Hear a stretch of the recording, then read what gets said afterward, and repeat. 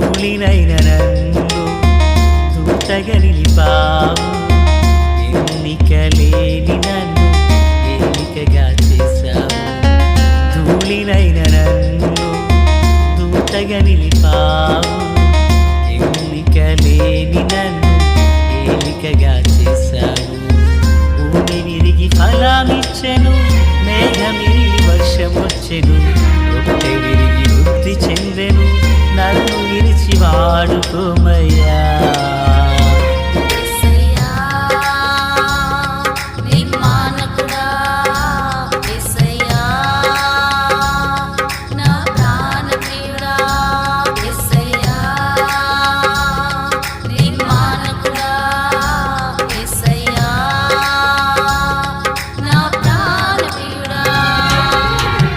ధూళినైన నన్ను దూతగా నిలిపావు, ఎన్నిక లేని నన్ను ఏలికగా చేశావు.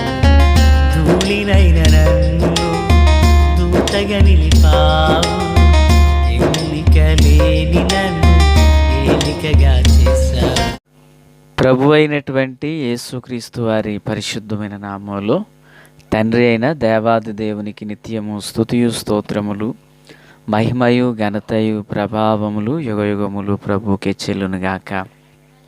ఆత్మీయులారా, బాగున్నారు కదూ? మరోసారి మనం ఎలాగున కలిసి దేవుని వాక్యమును ధ్యానం చేయుటకు దేవుడు మనకు అనుగ్రహించిన ఈ మంచి తరుణమునకై మనం ప్రభువుని ఎంతగానో స్తుతించబద్దులమై ఉన్నాం. దయగలిగిన ఆయన ఆత్మచేత సమభూమి గల దేశమున ప్రభువు మనలను నడిపించునుగాక. ఆమెన్. ఈరోజు మొదటి బుధవారం మనకు మందిరములో అభిషేక స్వస్థత ఆరాధన ఉంది కదా. ఆత్మీయులందరూ సిద్ధపడాలని ప్రభు పేరట మనవి చేస్తున్నాను. ప్రభు చిత్తములో ఏర్పరచబడిన సేవకులు ఈ దినాన్ని మనకు వర్తమానమును అందించనై ఉన్నారు కనుక మనల్ని మనం సిద్ధపరచుకొనొచ్చు. ప్రభు రాకడ కొరకు వేచి ఉందాం. ప్రియులారా, నేటి దిన వాక్య ధ్యానం కొరకైన భాగము ఆదికాండం 37 అధ్యాయం 21, 22 వచనాలు. రూబేను ఆ మాట విని మనము వారిని చంపరాదని చెప్పి వారి చేతులలో పడకుండా అతన్ని విడిపించెను. ప్రార్థన. తండ్రి, దేవా స్తోత్రాలు. చదవబడి ఉన్న వాక్యం మీది వినుచున్న వారందరూ మీ వారు, మీ దాసుడనైన నన్ను పూర్ణముగా మరుగు చేసి దైవస్వరమును వినిపింపచేయండి.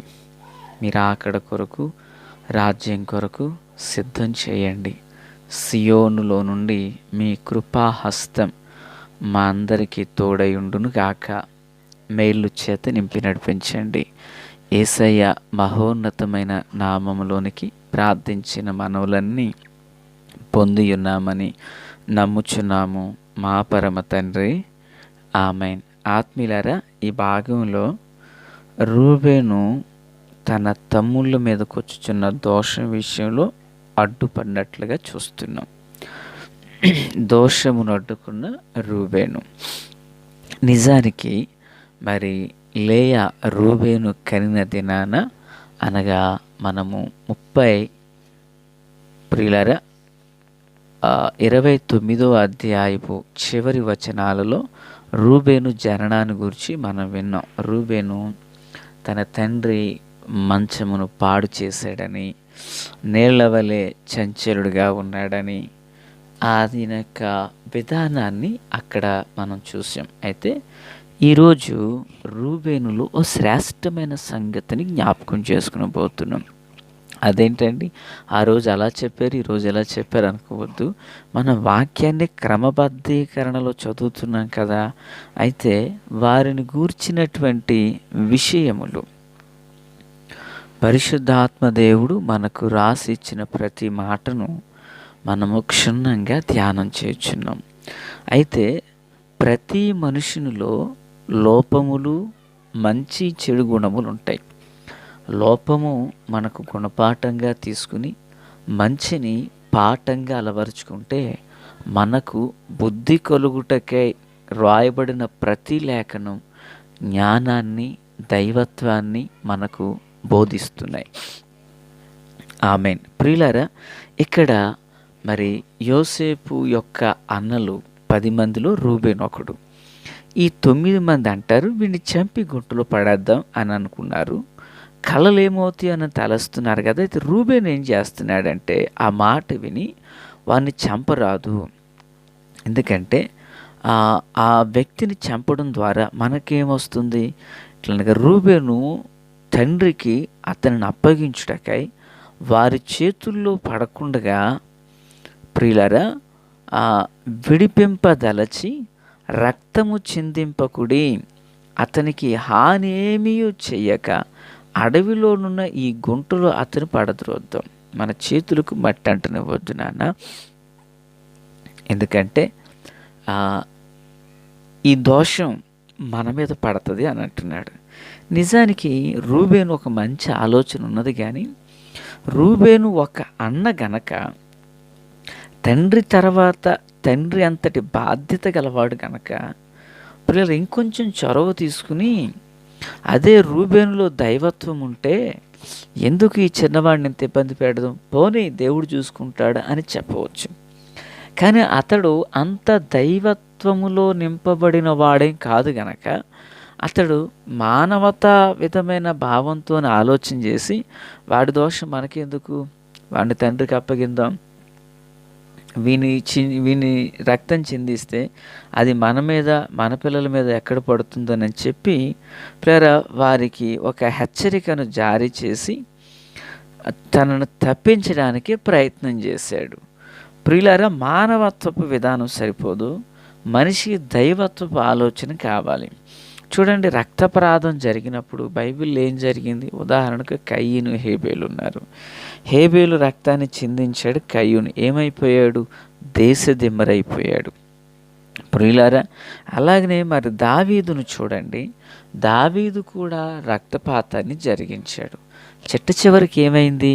దేవుని ఆలయాన్ని కట్టుటకు ప్రభు అనుమతించలేదు. మీకు ఇంకో సంగతి చెప్పనా? మన ప్రభు అయినటువంటి యేసుక్రీస్తును రక్తం చిందించుటకు ఆనాటి మత పెద్దలు ఎందరో సిద్ధపడ్డారు పిల్లరా, వారు మాత్రం తప్పించుకోగలిగారా? ప్రియులరా, నేనేమంటానంటే రూబేను మానవతా దృక్పథంతో ఒక మంచి ఆలోచన చెప్పాడు, మంచిదే, కానీ అది సరిపోలేదు. దైవత్వంగా కూడా ఆలోచన చేసినట్లయితే ఇంకెంతో మేలుకొలుపుగా తన తమ్ములను, తన తమ్ముడైన యోసేపును సంరక్షించుకునేవాడుగా నుందుడేమో. అయితే ఏనేమి, దేవుని యొక్క చిత్తం అలాగున అతడు ఐగుప్తు నేలుటకు ఇదొక ద్వారం అని అనుకోవాలి. హల్లెలూయా. ఎందుకంటే యోసేపు అక్కడ చంపబడితే మరి ఐగుప్తును రెండవ రాజు ఎవరు పాలిస్తారు? కనుక దేవుని యొక్క సంకల్పం నెరవేర్చబోటకు కొద్దో గొప్ప రూబేను కూడా అక్కడ సహాయపడ్డాడు అనేది కేవలం నా అభిప్రాయం మాత్రమే. ఈ మాటలు వినుచున్న ఆత్మీయులారా, ఎంతైనా ఓ అన్నగా తన సహోదరులు దోషం చేయకుండా రూబేను ఒక అడ్డుపడినట్లుగా చూస్తున్నాం. నా దేవుని పిల్ల అతన్ని విడిపించాడంట. నేనేమంటానంటే రక్షించబడిన ప్రతి ఒక్కరు, ప్రభు యొక్క కృపలో నూతనపరచబడిన ప్రతి ఒక్కరు కూడా దేవుని సన్నిధానాన దేవుని యొద్ద నిలిచిన వారిగా ఈ నశించిపోవచ్చుండినటువంటి లోకాన్ని ఏ విధము చేతనైనా విడిపింపదలంచి ప్రభు సంకల్పాన్ని నెరవేర్చుటకు మనము నిలవబడాలి. ఆమేన్. రూబేను ఎలాగునో చూడండి, ఒక దోషాన్ని అడ్డుకున్నాడు. పాత నిబంధన భక్తులు కానీ నూతన నిబంధనలో ఉన్న భక్తులు కానీ వారు అడ్డుపడిన వారుగానే చూస్తాం. మోషే తెగుళ్లకు ఇజ్రాయేలుకు మధ్యలో అడ్డుపడ్డాడు కదండి. దేవుని గూర్చి ఎరిగిన వాడతడు, దేవుని దైవ స్వభావాన్ని కలిగి జీవించుటకు గాను ప్రయాసపడిన వాడు మోషే. ఇజ్రాయేలుకి దేవునికి మధ్యన నిలిచినటువంటి ఒక గొప్ప నాయకుడు మోషే. ప్రియులరా, మరి రాజుల చరిత్రనే కానీ తదుపరి ఉన్న భక్తులనే కానీ మనం చూచినప్పుడు వారి యొక్క భక్తి విధానం ఎంత శ్రేష్టంగా ఉంటుందో కదూ. మోషే అంటాడు, ఒకవేళ నీవు వారిని సంహరించాలనుకుంటున్నావా, మొదటిగా జీవగ్రంథంలో నా పేరును తొలగించు అంటాడు. వారి కోసరము నా పేరును తొలగించు అంటున్నాడు. ఆత్మీయ దైవ జనాంగమ, రూబేను తన తమ్ముళ్ళ మీదకి దోషం రాకుండా అడ్డుపడ్డాడండి. ఈరోజు దేవుని బిడ్డగా నీ కుటుంబంలో రక్షించబడిన నీవు దేవుని ఉగ్రతకు, లోక సంబంధమైన కీడుకు కుటుంబం మీద పడకుండా నేను అడ్డుపడేటువంటి వారుగా నిలవాలి. బైబిల్ గ్రంథంలో ఫినెహాస్ అని ఒక ఆయన ఉంటారు. ఆయన ఇజ్రాయేలు చేసినటువంటి శాపం విషయం అంట, దాన్ని కూకటి వేళ్లతో పెగిలించి వేటి కొరకే తెగులును అడ్డుకున్నాడట. అట్టి ఫినెహాసు ఆత్మ ఈనాటి సంఘంలో బలంగా పనిచేయునుగాక అని ప్రార్థించాలి. మనం అడ్డుపడ్డాడు పిల్లరా, తెగుళ్ళకు అడ్డుపడ్డాడు మోషే. తన సహోదరులు దోషానికి ఒడిగడుతుంటే ఆ దోషములో వారు చిక్కబడుకున్నట్లు అడ్డుపడ్డాడు ఈ యొక్క యోసేపు, క్షమించండి, రూబేను. సర్వ మానవాళి మీదకి నాశన పాత్రుడు రానై ఉండగా తండ్రి అయిన దేవాది దేవుడు తన కుమారుని లోకానికి పంపించారు. యేసయ్య మనకు అడ్డుపడ్డారు, నరకానికి వెళ్ళిపోకుండా మనకు అడ్డుపడ్డారు.